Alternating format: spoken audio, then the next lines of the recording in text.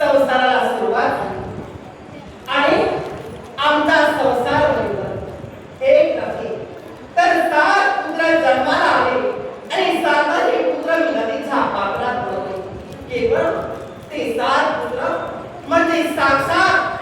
सात वसू होते आणि त्यानंतर जन्माला आला तो महापराक्रमी देवव्रत म्हणजे महाभीष्म.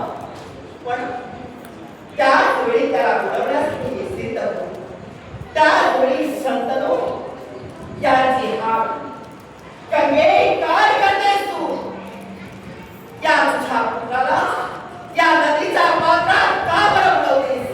त्यावेळी ठरलेला अटीप्रमाणे मी स्वर्ग लोकाच्या ठिकाणी निघून गेले आणि ते केवळ त्या बालकाला 12 वर्षाचा प्रदीर्घ कालावधी लोटल्यानंतर त्या मुलाला मी लहानाचा मोठा केला आणि केवळ शंतनू यांच्यापर्यंत मी सुपूर्द केला.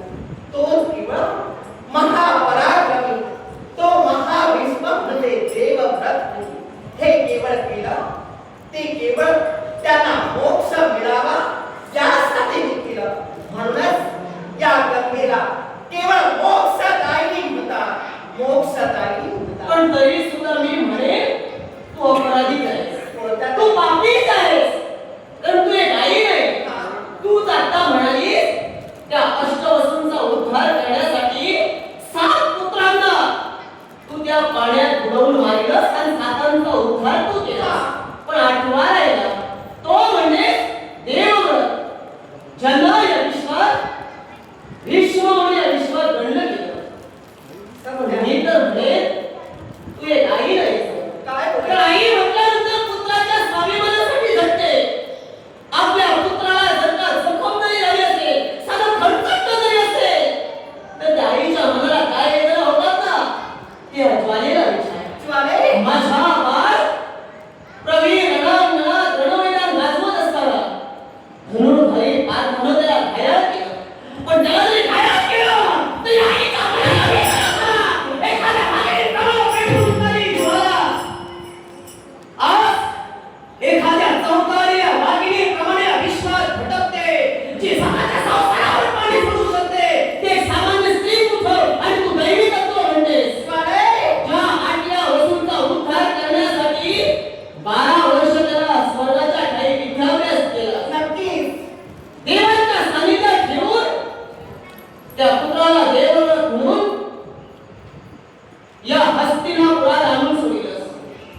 पण ज्यानं स्वतःच्या बापाच्या इच्छेसाठी भीष्म प्रतिज्ञा केली की हा जन्म अविवाहित राहील आणि हस्तिनापूरच्या राजधानीचा उपभोग कधी घेणार नाही, ही इच्छा पूर्ण करत असताना अखंड सेवक म्हणून हस्तिनापुराची सेवा भीष्मानं केली. पण त्यात भीष्माचा शेवट अधर्मानं झाला आणि आई शांतपणे बसून राहिली. अगं तू माता कसली, तू माता कसली. अगं ज्या तुझ्या पुत्राचा शेवट रणमैदानात अधर्मानं झाला, तो धनुर्धारी पार्थ याला ज्यावेळी समजलं भीष्म हे इच्छामान्य आहे, ते सहजासहजी मरू शकत नाही आणि म्हणून तेच इच्छा मरण स्वतः भीष्मांनी मागून घेतलं. त्यावेळी श्रीकंठीच्या मागं राहून धनुर्धारी पार्थानं भीष्मावर बाण सोडला आणि बाणांची शय्या करून रक्तावलेल्या अवस्थेत, त्या अवस्थेत वेदना होत असताना भीष्म विवळ होता. मग त्या मुलाची आर्त हात या आईला समजली. कसली तू माता, अगं तुझ्यापेक्षा एखाद्या श्वान समजते. तू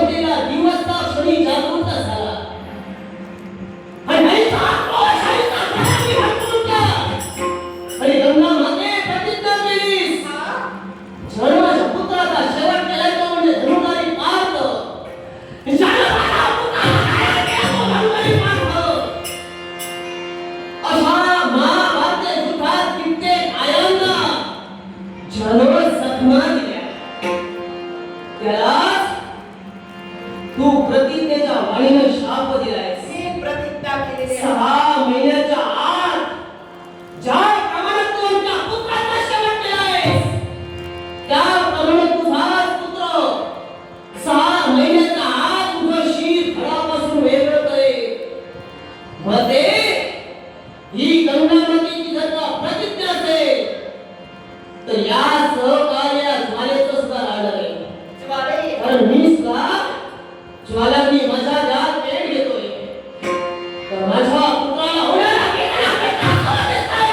मग ज्वाले, मग तोच प्रतिशोध घेण्यासाठी माझ्या मुखातील शब्द येईल. यात तू सहकार्य कसा रीतीनं करणार आहे? माहीत तुला ते मलाही ऐकायचं आहे. तुझ्याच मुखातील शब्द धनुर्धारी पार्थाचा एखादा पुत्र त्याचं शीर फळापासून वेगळं करेल. हा? मग ऐक, तो त्याचा पुत्र म्हणजे कोणी दुसरा तिसरा नसून तोच बब्रुवाहन. हा बब्रुवाहन या धनुर्धारी पार्थाचं शीर फळापासून वेगळं करेल.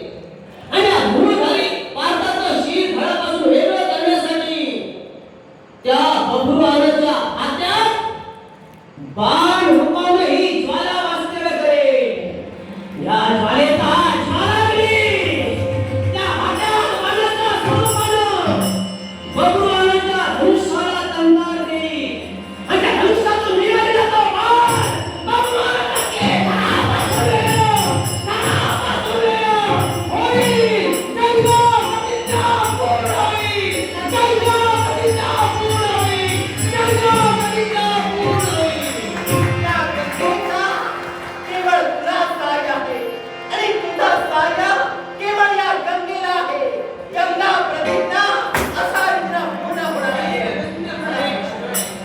माझ्या मुखातून तुझ्यासाठी अपशब्द बाहेर पडले पण हे स्त्री बोलत नव्हती तर आई हे आईची ज्वाला बोलत होती. पण आणि पुन्हा झाली आज कुठेतरी शिवातील तो अग्नी पेटला होता तो कुठेतरी स्थिर होतोय. आई यो